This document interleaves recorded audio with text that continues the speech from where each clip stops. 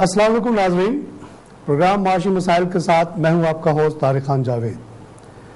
आज हम जिस टॉपिक पे बात करेंगे वो है role of NGOs in development, यानी डेवलपमेंट के प्रोसेस में जो बहुत सारी एनजीओज काम कर रही हैं उनका कितना असर है, कैसा कंट्रीब्यूशन है, इस पे हम बात करेंगे। इस मौजू पे बात करने के लिए हमने एक बड़े एनजीओ शिरकतगाह के रिप्रेजेंटेटिव एजाज मलिक साहब को दावत दी है, जो कि इस इदारे में प्रोग्राम ऑफिसर हैं पिछले 4 साल से। एजाज साहब, शिरकतगाह का मेरे ख्याल में बहुत क्लोज रिश्ता ऑक्सफाम, जो कि बहुत बड़ी एनजीओ है इंग्लैंड बेस्ड, उससे है।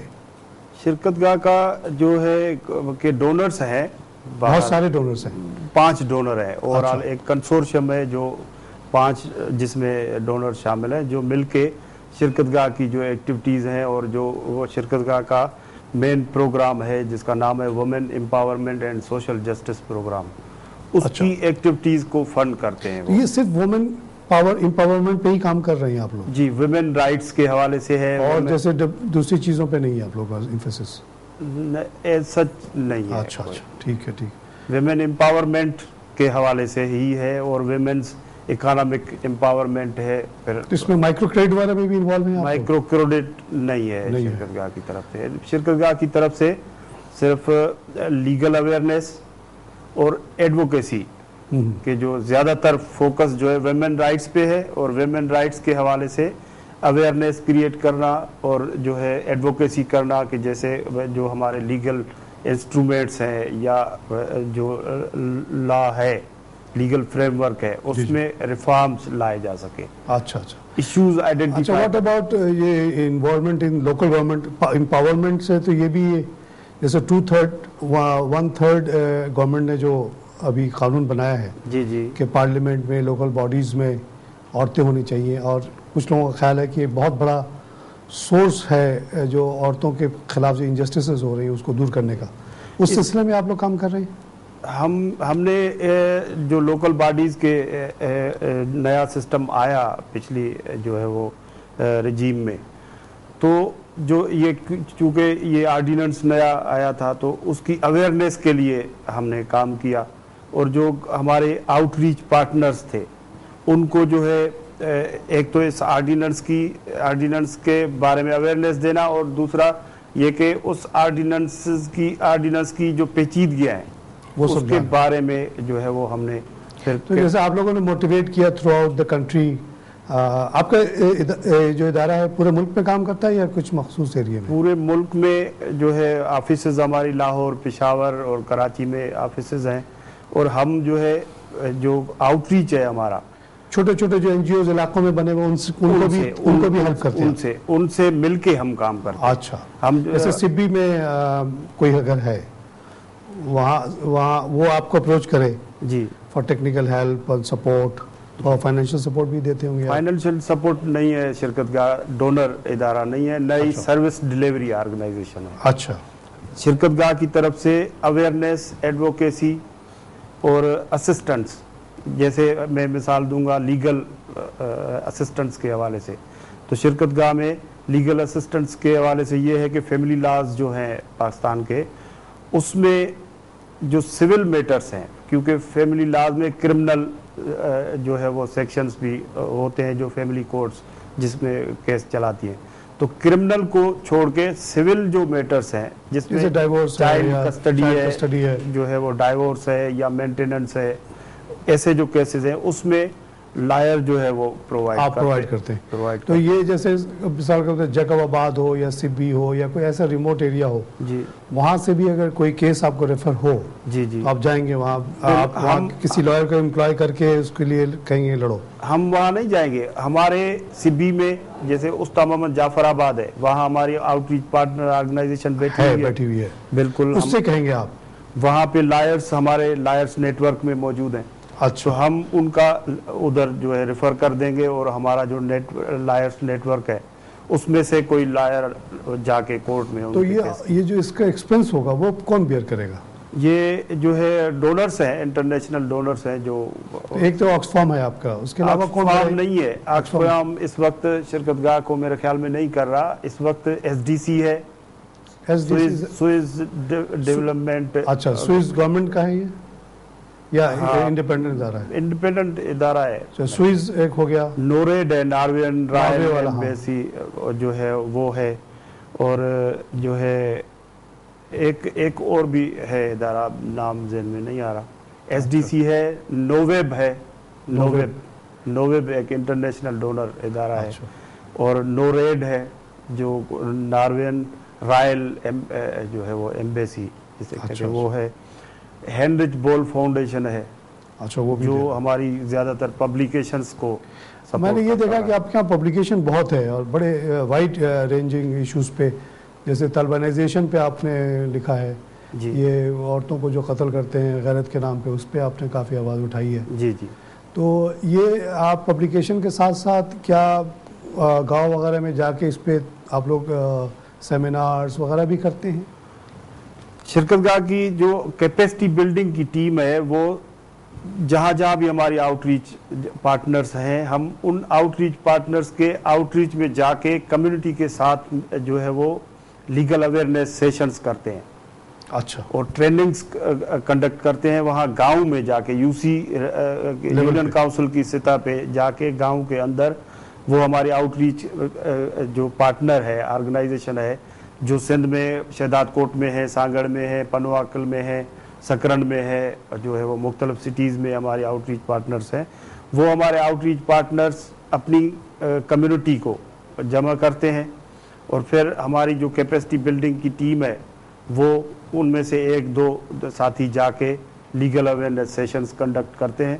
اور جو انٹرنیشنل ڈیز ہیں, جیسے 8 مارچ خواتین کا عالمی دن ہے, یا 16 ڈیز آف ایکٹیویزم جو 16 دن جو ہے وہ خواتین رائٹس کی موومنٹ کے حوالے سے منائے جاتے ہیں انٹرنیشنل. اس میں کیا آپ لوگ جلوس وغیرہ نکالتے ہیں؟ جلوس وہ ہماری جو ایڈوکیسی کی ایکٹیویٹیز ہوتی ہے کراچی میں, جیسے جوائنٹ ایکشن کمیٹی کی مثال میں دوں گا, تو جوائنٹ ایکشن کمیٹی میں 30 سے زائد کراچی کی این جی اوز شامل ہیں, اور وہ جوائنٹ ایکشن کمیٹی کے پلیٹ فارم سے ایسی ایکٹیویٹیز کرتی ہیں جو ان کا اپنا جو پروگرام ہے, جو فنڈنگ ہے, وہ ان ایکٹیویٹیز کو سپورٹ نہیں کر رہا ہوتا ہے.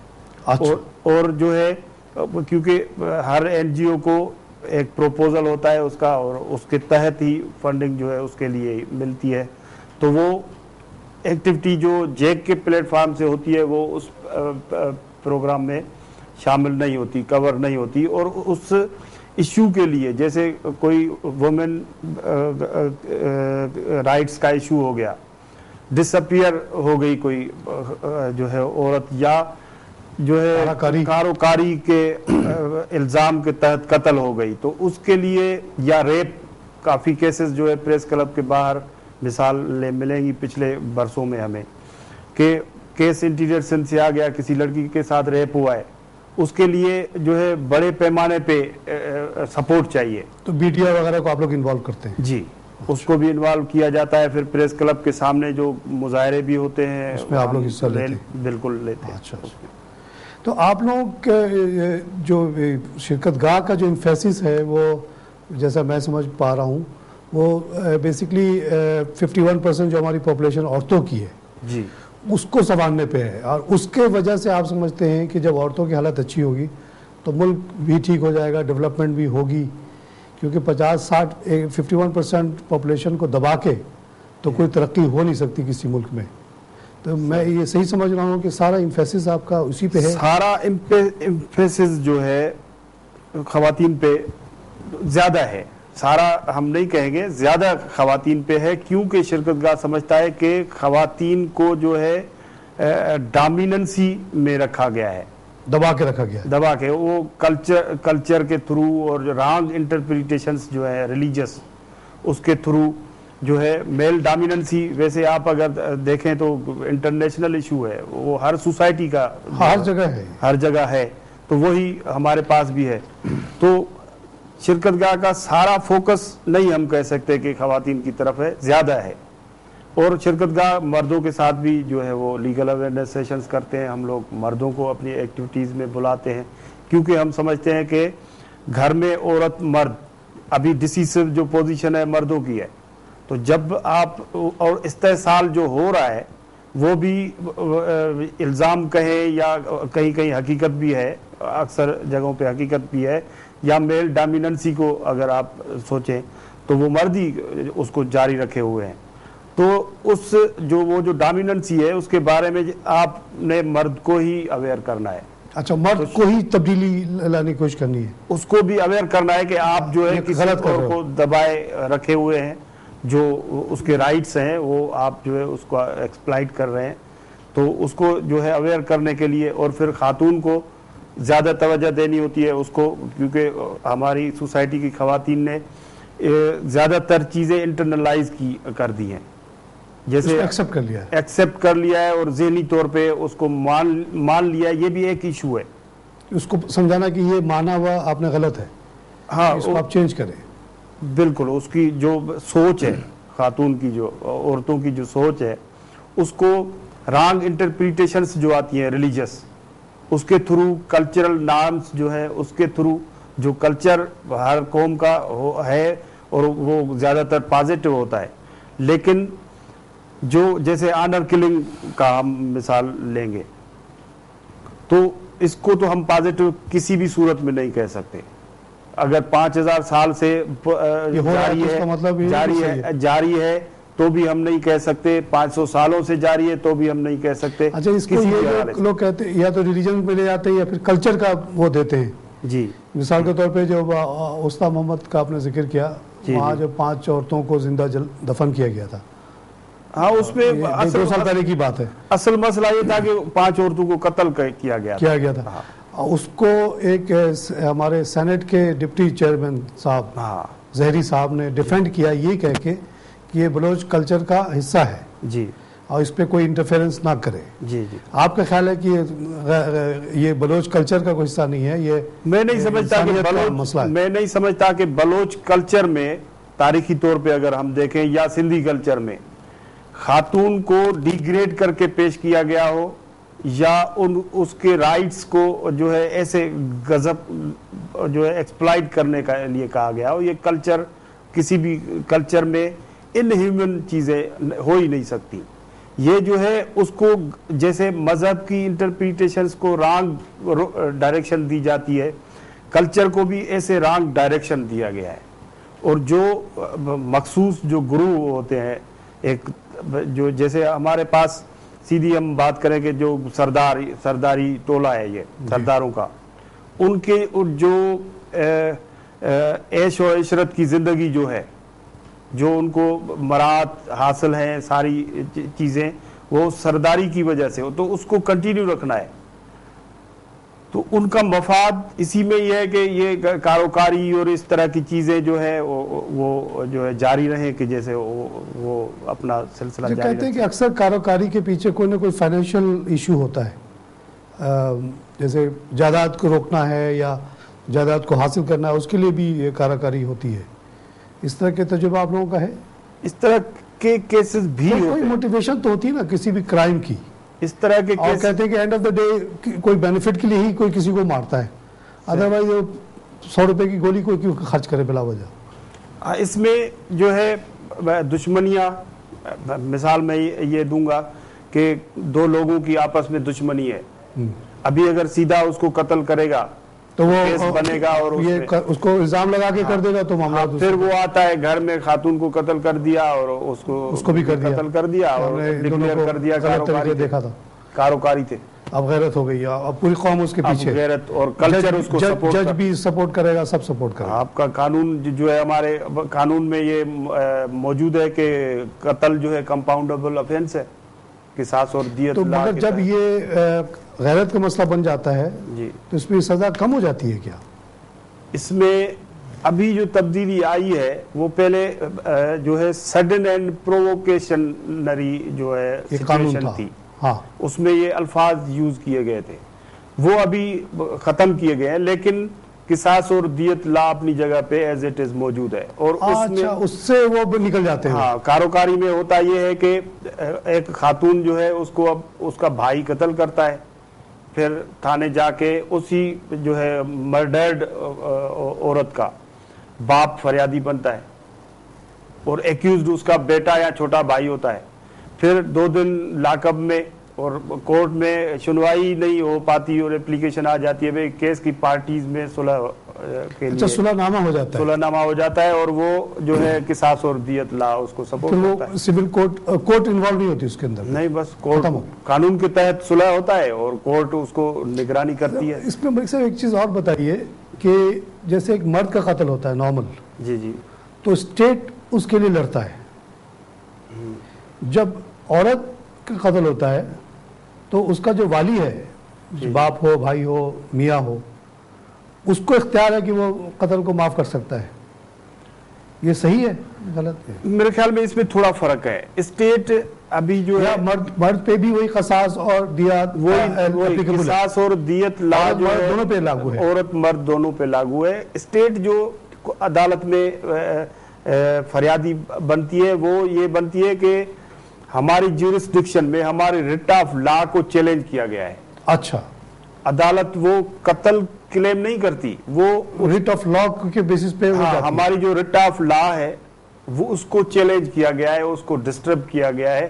تو ہماری عدالت کو استدعا ہے کہ ہمیں اس کو جو ہے پکڑ کے ہم لائیں، پکڑ کے. لیکن اسی دوران ان دونوں پارٹیز میں صلح ہو گیا جی تو پھر اسٹیٹ کچھ نہیں کر سکتی. اسٹیٹ پھر مختلف قوانین میں ہے وہ جو اس کی کہ جو لا اینڈ آرڈر سچویشن کو بریک کیا ہے اس کے لیے جو سزا تھوڑی بہت ہوتی ہے، تھوڑی بہت، جیسے 2-3 مہینے کے لیے سزا ہوگی. ہاں، اس کی عدالت پہ کبھی کئی معاملات میں عدالت کی ڈسکریشن پہ بھی چھوڑا ہوا ہے. تو بہت کم سزا کے بھی ساتھ بھی چھوڑ سکتا ہے، بہت کم. تو اس کا مطلب یہ ہوا اگر قصاص دیت کو جیسے دنیا بھر میں اور سعودی عربیہ وغیرہ میں نے دیکھا ہے تو اس میں تو جو ڈومیننٹ پارٹی ہوتی ہے ہر حال میں جیتتی ہے. کسی نے کسی کو قتل کر دیا اور پھر وہ اس کا جو والی جو بھی ہے اس سے جا کے ڈیل کر لی، اس کو کچھ پیسے دے دیے، اس کو ایک لڑکی دے دی، اس کو کچھ دے دیا، تو وہ سائن کر دے، معاملہ ختم، رفع دفع ہو گیا. تو جو پیسے والی پارٹی ہوگی یا ڈومیننٹ پارٹی ہوگی وہ تو ہر حال میں جیتے گی، اور جو غریب پارٹی وہ ہمیشہ ہار جائے گی. یہ تو ہمارے پاس بھی ہو رہا ہے، پاکستان میں بھی ہے. جو طاقتور ہے، آج کل میں مثال دوں گا، کراچی میں کیس ہوا ہے عقیل ڈیڈی، اور یہ اخبارات میں بھی آ رہا ہے. میں نہیں سمجھتا کہ ایک غریب آدمی جو ہے 2 قتل کرے اور جو ہے وہ گرفتار نہ ہو، اور یا اگر وہ گرفتار نہیں ہوتا اور اس کا باپ گرفتار کیا گیا ہے اور وہ اس طرح آزاد ہو کے گھر پہنچ جائے کہ بھئی بیٹے کے عوض باپ کو گرفتار نہیں کیا جا سکتا. وہ اس وجہ سے ہوا ہے اس کیس میں کہ ان کے پاس پیسے تھے ہائی کورٹ کے وکیل کرنے کے، اور ساری سہولیات ان کے پاس تھی. وہ چلے گئے ہائی کورٹ میں اور ریلیف لے لیا. تو یہاں پہ ایک مسکین آدمی جو ہے جو ڈیلی ویجز پہ روزمرہ جس کو کام ملتا ہے، اگر مزدوری ملتی ہے تو کمانے کے لیے جاتا ہے، پرماننٹ روزگار جس کا نہیں ہے، وہ میں نہیں سمجھتا کہ آپ ہائی کورٹ میں جا کے اس طرح کا ریلیف. صاحب یہاں پہ ہم تھوڑا سا بریک لیں گے. ناظرین اب ہم لیتے ہیں ایک چھوٹا سا بریک کے بعد پھر حاضر ہوتے ہیں.